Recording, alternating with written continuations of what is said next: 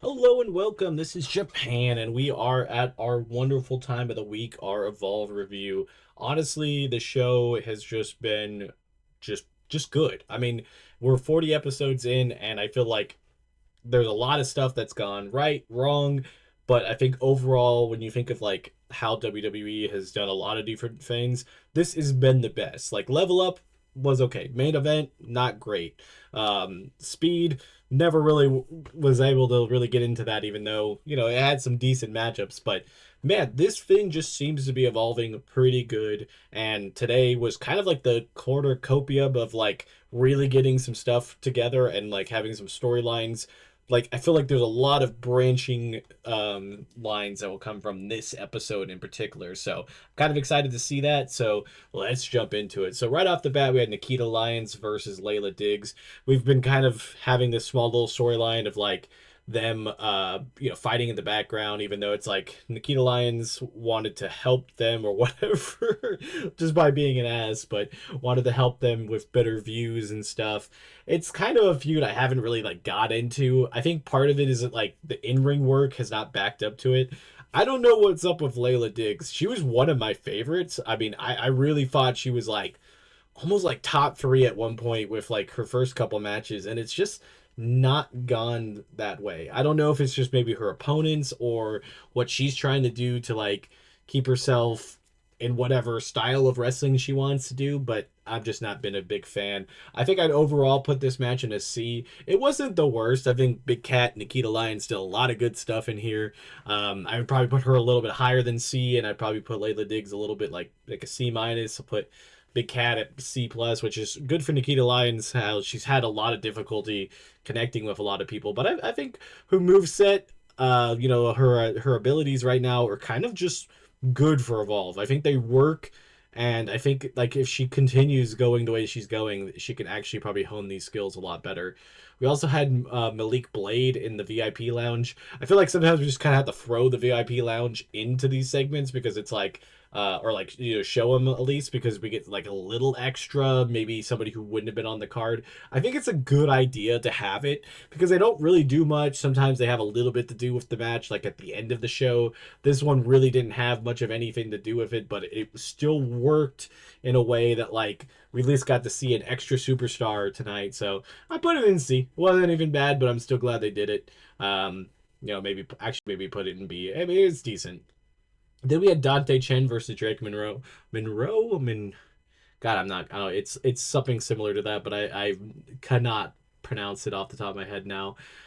Making his debut off of LFG.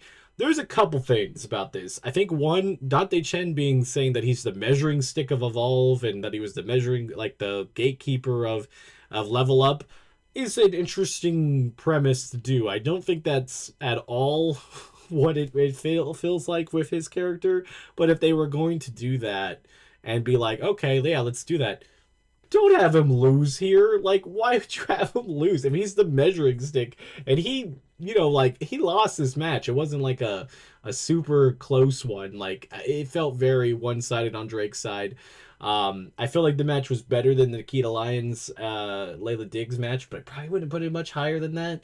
So I think that kind of made it worse. I think Drake's character is not bad. I don't really particularly like it to a certain extent. His just gimmick is being Louisianan, I guess, and it's not the worst. I mean, we've seen people with worse gimmicks work better stuff. I just feel like there's kind of a limitation.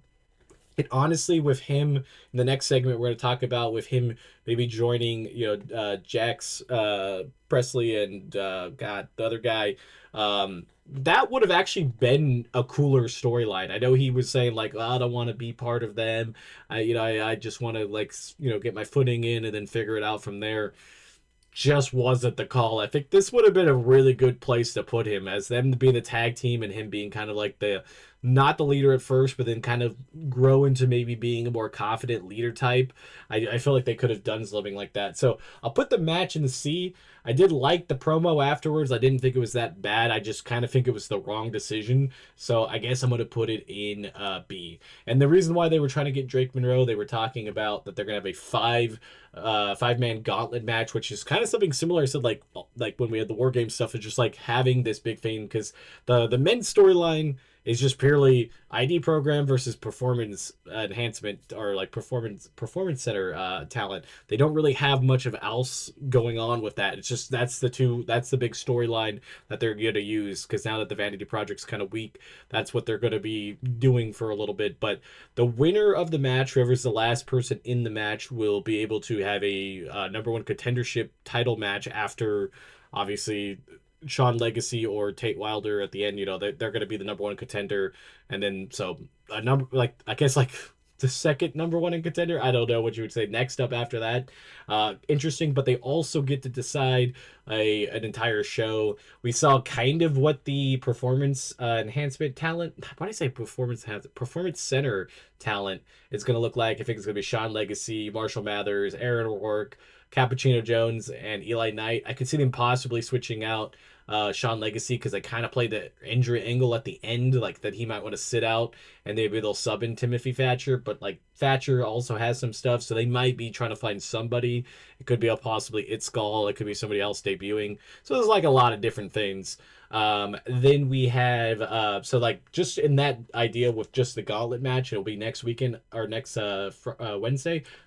Obviously Esther, that's going to be phenomenal for storyline. I do feel like they should have like slow burned it a little bit, like gave it like 2 weeks out and then like gave them some more time to be like looking for people and stuff because like we kind of know what the other team looks like by the end of the show, but like the other side could have been, like Sean Legacy could have been like, man, I'm just too hurt, I can't help and lead you guys, and then they have to find somebody else, and it would have been a better idea. Like I said, we have this storyline with Timmy Thatcher coming back and them getting the troops rallied. So I'll put it up in B. I'm a little out of order on this because I watched it, had it in order, and then when you throw the pictures in there, it then came out of order. Then we had a segment with Itzgall saying that he's a free agent. He'll play either side if they want to pay his price. With the ID talent, the performance center talent is I keep getting the teams mixed up. The performance center talent is kind of the heels in this whole thing. They are set. It's the ID program that needs possibly one more person if they decide to take Sean Legacy out. So possibly Itzgall could fit in there. I mean, it's decent. It was a decent segment. It showed off his mic skills. I'll put it in C. It wasn't anything like that needed to be in there, but we got an extra segment. And then he had a match against Eli Knight. This match was one of those matches that I think would have just benefited from a lot more time. I guess not even a lot, just 2 minutes more. I feel like it just was starting to get like a thing, and then it just they pulled it out of the oven and they finished the match off. I would put it in C. I think having like I've said many of times, having 4 matches on a card, they just don't have enough time for to make those matches great. All of these would have really just been better with a couple extra minutes.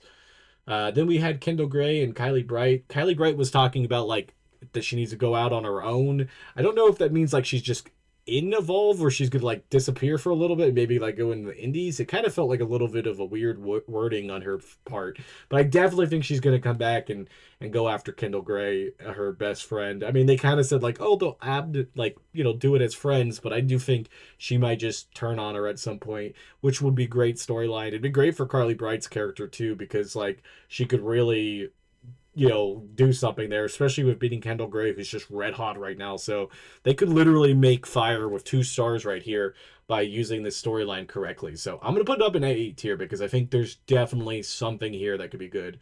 Then we had a segment from Charlie Dempsey talking about that he is the, king of technical wrestling, and that the old person that he, basically that he's known about was, Timothy Thatcher, and that he wants to, take him on, that there only could be one and person at the top. I like it. I'm not a big technical wrestler fan, so I'm probably not going to like the match, but I like Charlie Dempsey enough as a character and just what the work that he does, that I think the match is going to be pretty solid. I'll put it in A. I mean, I'm cool with just having a feud and like figuring it out. The match does mean a lot, but I think in Evolve, sometimes it's just like having storyline and trying to see what works and doesn't work is what they need to do. I mean, having so many episodes so far that they've had so much stuff just kind of not lead to exactly where they want, or they get rush through certain stuff. It's good to see them just try different things, and I think this is one of them. Then we get to Tate Wilder in the back wearing his life vest. That is not a vest that you wear for bull riding. I'm pretty damn sure. I could be wrong. I'm still not a big fan. I do like that they're giving him some in depth for his character.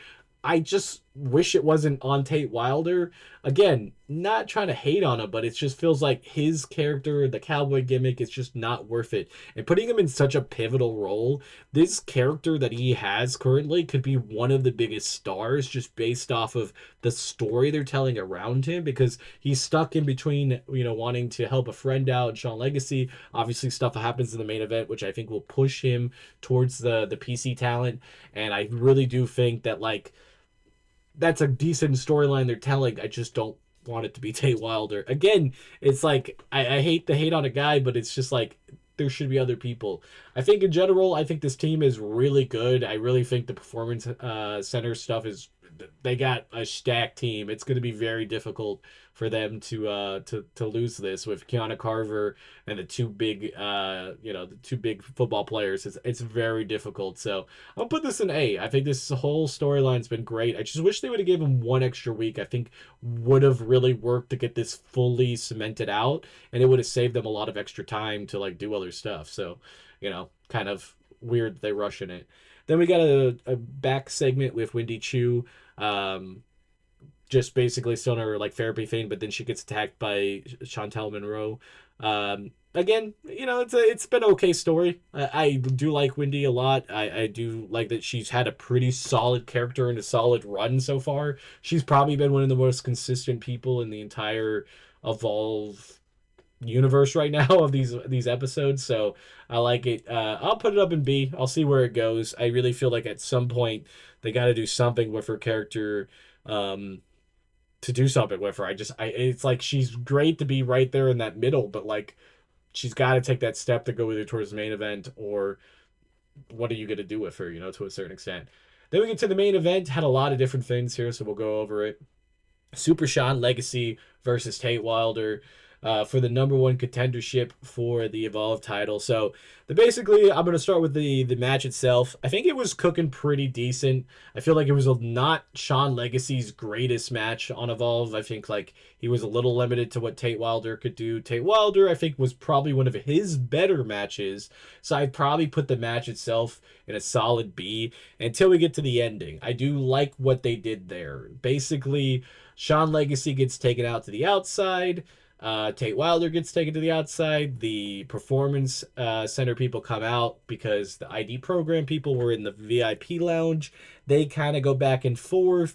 And in that brawl, we have, I've completely now spaced on his name, the last member of the PC talent going down there and attacking Sean Legacy. Basically going to give Tate Wilder a cheap win.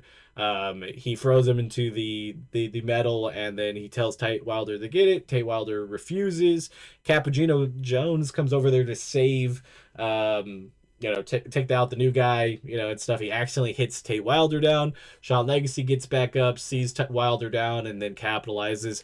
Two things here. I feel like they're obviously trying to show, like, well, Sean Legacy didn't know, but either way, he saw, Tate Wilder down. He knew, like, he didn't do that, so that part's going to be a little bit hard to like explain, but he ends up picking up the wins. I think if you add all that extra stuff, I think it really does make the match slide into that A tier. I think it really was one of those things where it definitely did help. It was overbooked, but I think it was booked properly if you're going to overbook a match. Then we finished it off with Jackson Drake beating up Sean Legacy and hurting his arm further, which I think is where they're going to go, where he's going to be too injured to go for the gauntlet match next week, and they're going to have to either debut somebody or figure something out, which either way, I'm down to see what they're going to do. Didn't I'm trying to think. They did have four because they had Aaron Rourke on the other side. I was trying to think. Did they have the other cowboy? Maybe they already have five, and they don't need anybody else. Now I'm trying to remember on that scene because I have the scene right here in the middle, but I want to say the guy from that trade with Cody Rhodes wasn't there, but then I don't remember now. Maybe he was. I don't know. But either way, they're gonna have a solid team. Either way, I think it's gonna be probably the performance talent winning though over the Evolve ID program or the WWE ID program. But it's gonna be a fun show. I think I put this at a solid B. I enjoyed it. I thought it was pretty solid with the amount of stuff, like how many panels we even got in here, shows how big this show was. And I think overall it was just a fun, a fun time. So tell me how you guys think. We got a big show next week. We have Wendy Chu versus Chantel Monroe. We have the gauntlet match. Hopefully they don't have any other matches or a very small one match because they don't need to be putting forward. They need to give that gauntlet match at least 15 to 20 minutes if they can because that's important. So we'll see how that goes. And this has been Japan. Don't forget to like, comment, and subscribe. And I'll see you guys in the next one. Bye, guys.